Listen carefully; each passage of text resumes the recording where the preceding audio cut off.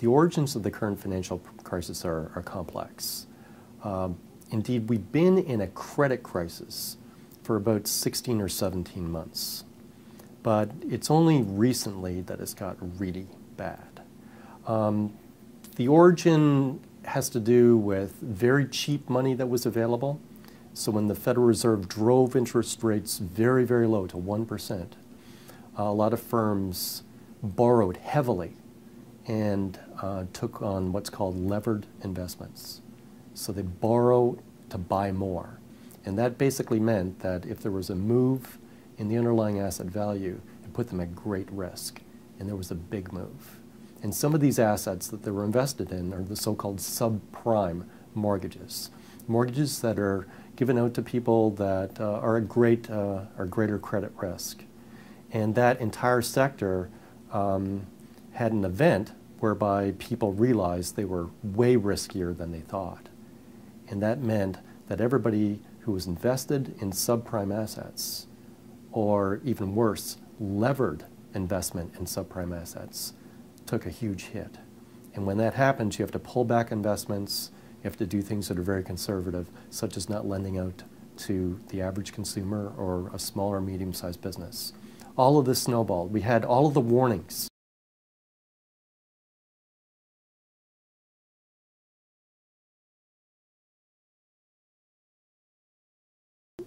Sometimes comparisons are made to previous recessions. Unfortunately, those comparisons are not really appropriate given what we're facing today. The last two recessions were trivial in terms of depth. Both of them lasted only about 8 months. There was a minor blip in GDP, but they were called recessions. We're headed for something far more serious. Okay, let me talk about the current economic situation and the Great Depression, because people are talking about the comparisons and mainly discounting them. The first thing is that very few people remember the Great Depression. It's stories that our parents or grandparents told us, so we can only really read about it. And there are some similarities that are disturbing. And one factor is the price deflation. The prices are actually dropping. It's very unusual. The recessions that we remember are recessions of inflation. And indeed, the most serious recession that we actually had in really the post-war period was around 1982. If you recollect, the interest rates went close to 20% because of inflation. So 73, we had wage and price controls. So all of these episodes are inflationary episodes. This one is deflationary. And you have to go way back. You have to go back to 1933. You have to go back to 1938.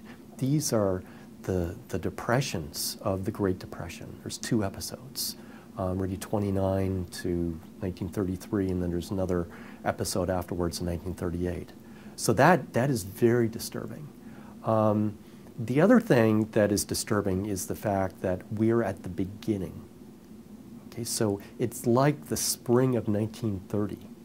The stock market crashed in the fall of 1929, and the unemployment wasn't really that high.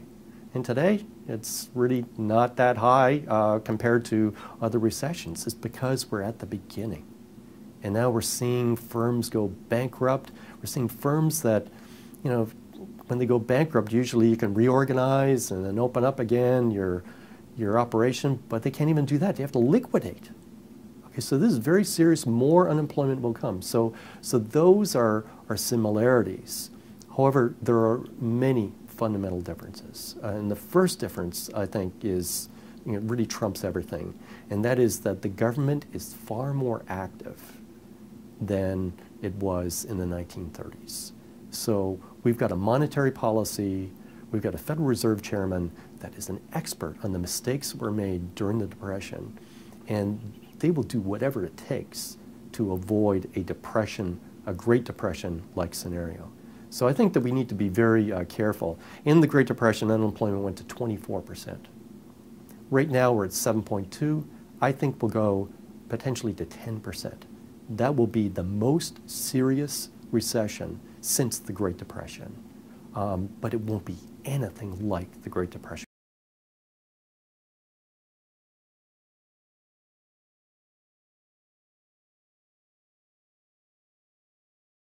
A large part of this crisis is a story of greed and a story of what we call in economics moral hazard, where you've got the incentive to take a huge bet, and if it pays off, you're rich. And if it doesn't pay off, well, you don't really bear the downside. You might lose your job, but then you move on to another job. Somebody else pays the price. And that's a crisis of moral hazard. So to a large degree, I think, given the size of this crisis, that we're faced with an ethical dilemma. The way that we've done business, conducted ourselves, in day-to-day lives, has to change. I do believe that there is an opportunity for Christian leaders and leaders of other faiths also to come in and say we need a different model, or at least the model that we should be using isn't being used.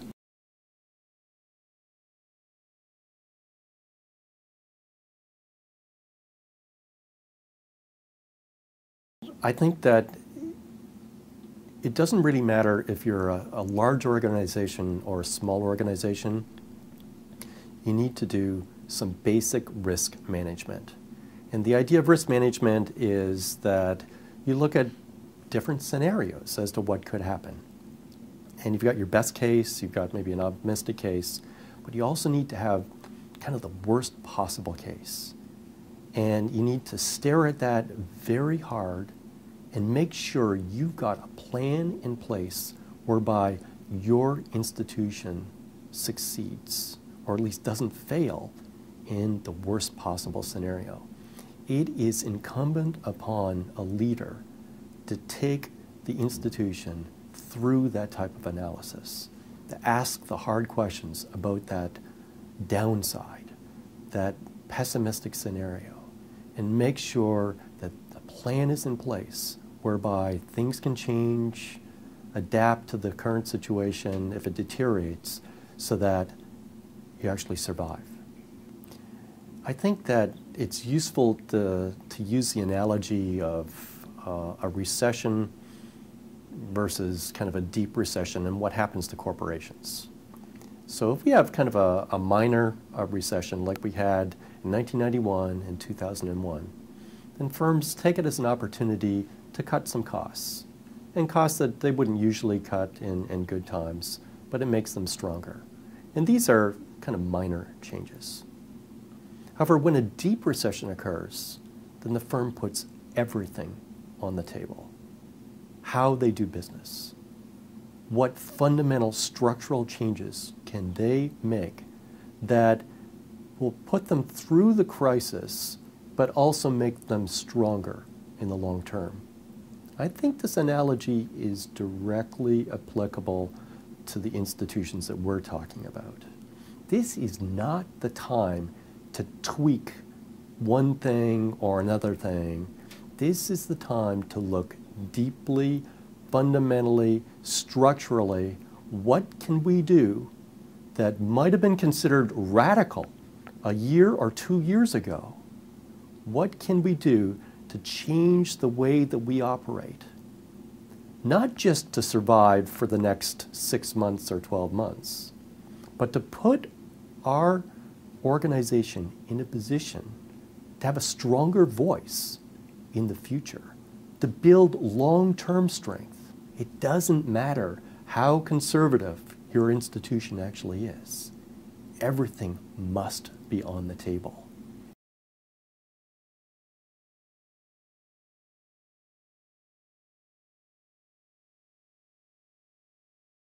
We have to call upon a special type of leadership. Yes, there's obviously anxiety.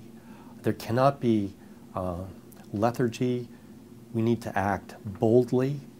And as I've said in the past, this is an opportunity.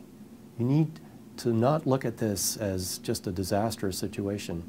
Look at this as a situation where there's possibilities of doing some fundamentally different things, bold moves that strengthen a small institution. It's easy to be a leader in normal times. But when a crisis occurs, you really have to call within yourself and step up, because a true leader will show what they're worth in a situation of extreme stress. And that's the situation we're in today.